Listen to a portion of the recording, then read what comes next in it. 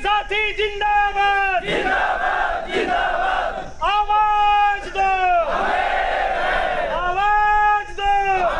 आप सभी दर्शकों को बहुत बहुत नमस्कार। मेरा नाम है मुकेश माही। हांसी के पब्लिक हेल्थ डिपार्टमेंट में पहुंचे हैं। यहाँ क्यों पहुंचे कि हमें खबर मिली थी कि यहाँ पर जो कर्मचारी है वो अपनी मांगों को लेकर यहाँ धरना प्रदर्शन कर रहे हैं।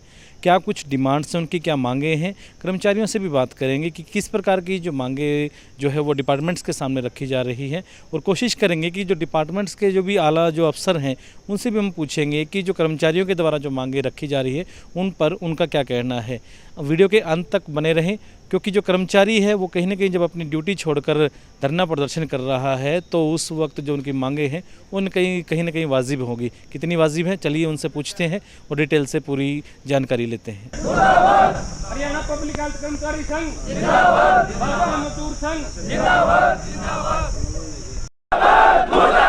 गरीब के साथी जिंदाबाद जिंदाबाद जिंदाबाद, आवाज दो आवाज दो, एकता जिंदाबाद, वरिष्ठ अफसर मुर्दाबाद, कर्मचारी एकता जिंदाबाद, वरिष्ठ अफसर मुर्दाबाद, सापड़ खा गया मुर्दाबाद, सिमट खा गया मुर्दाबाद, रेती खा गया। सर, पहले मैं मेरा परिचय देना चाहूँगा।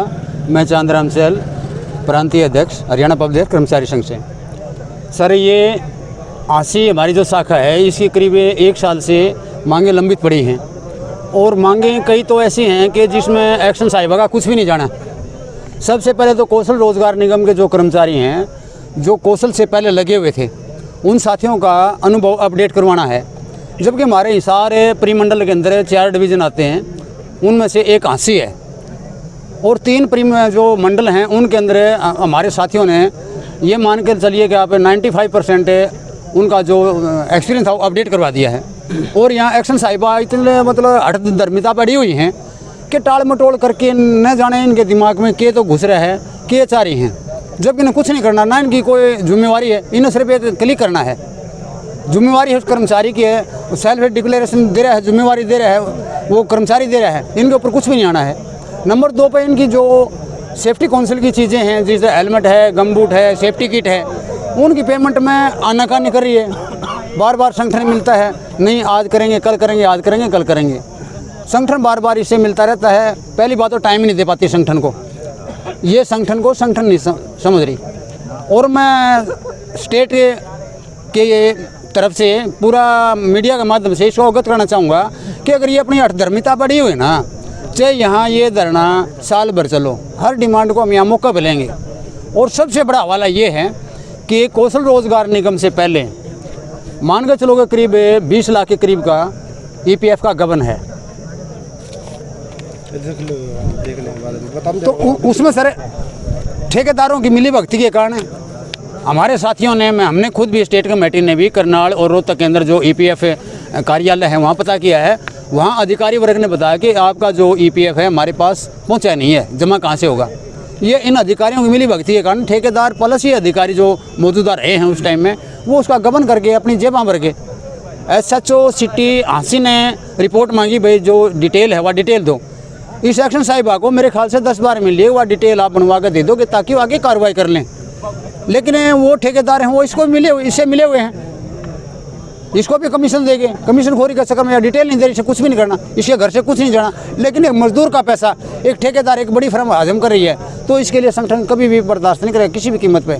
चाहे यहाँ दिन रात का प्रदर्शन करना पड़े, चाहे इसकी आवाज़ का घेराव करना पड़े, चाहे कुछ भी करना पड़े। कितने साल का EPF आपका? EPF ये मान लीजिए आप कम से कम भी 2 साल से लेके आप 10 साल तक का है। एक ज्वाइनिंग का बता रहे थे कि सभी की डेट एक ज्वाइनिंग में दी हुई, उसका क्या?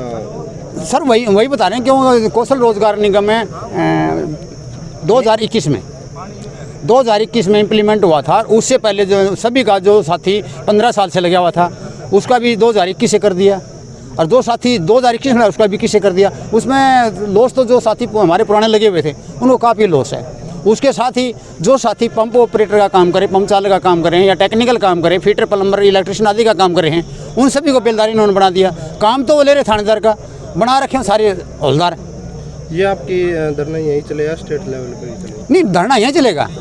लेकिन इसकी बागडोर देखते हैं 2 दिन तक ये शाखा है ये संभालेगी, उसके बाद जिला कमेटी है, जिला कमेटी स्टेट को अवगत कराया मैं आया हूँ स्टेट की तरफ से 2 दिन का अगर एक्शन साहिबा वार्तालाप करेंगे, मिलूंगा उनसे, वार्तालाप करने के मूड में अगर नहीं चाहेगी तो इसको निश्चितकालीन कर देंगे, उसमें चाहे हमें कुछ भी करना पड़े, पूरे हरियाणा के कर्मचारी यहाँ धरना स्थल पर होगा। मांग सबसे पहले तो हमारी मांग है इनका अनुभव चढ़ाने की, क्योंकि यहाँ 20-20 साल से कर्मचारी लगे हुए हैं, लेकिन इन लोगों ने सभी का 2022 से 1 ही तारीख को अनुभव चढ़ा दिया, जो बिल्कुल ही गलत है। और उसके बाद यहाँ पे ईपीएफ का बहुत बड़ा घोटाला हुआ है, अमाउंट मेरे ख्याल से 13-14 लाख रुपए होगी। 2 महीने का ईपीएफ हो कर्मचारियों का ठेकेदारों से मिली भगत करके अफसरों ने उसका गबन कर लिया। इसके अलावा सरकार की ओर से चिट्ठी आई थी इनको साबुन देने की, आज 1.5 साल हो गया, लेकिन कुछ भी फैसिलिटी इनको दी नहीं गई है। ये मांग है सर हमारी। हाँ जी, आपका नाम बता दें। संदीप पानू, जिला सिव, हरियाणा पब्लिक हेल्थ कर्मचारी संघ हिसार। इनकी कुछ डिमांड थी, वो पिछली बार भी आए थे मेरे पास, तो अभी मेरे को इन्फॉर्मेशन नहीं थी कि धरने में बैठेंगे, अदरवाइज इसकी नौबत आती ही नहीं। इनकी कोई ये डिमांड है कि क्वेश्चन से पहले का जो पीएफ था वो ठेकेदार के द्वारा गबन कर लिया गया है, तो ये आपकी नॉलेज में है ये बात? ये हमारी नॉलेज में भी है, मेरे से पहले प्रेडिसेसर थे उनके टाइम की बात है। तो हमने जो 2 कॉन्ट्रैक्टर थे उनके अगेंस्ट हमने एफआईआर करवाने के लिए लिखा था, तो उनमें से एक कॉन्ट्रैक्टर ने हमें ये दे दिया रिटर्न में कि मैंने इनके वापस करने के लिए रेडी हूँ, तो उसकी हम डिटेल बना के उसको हम दे देंगे, वो अपना रिटर्न कर देगा इनके जो ईपीएफ ईएसआई कटे थे उस टाइम पे वो अमाउंट। दूसरे कॉन्ट्रैक्टर अभी वो डिनाई कर रहा है, तो उसके अगेंस्ट हम एफआईआर के लिए लिख रहे हैं।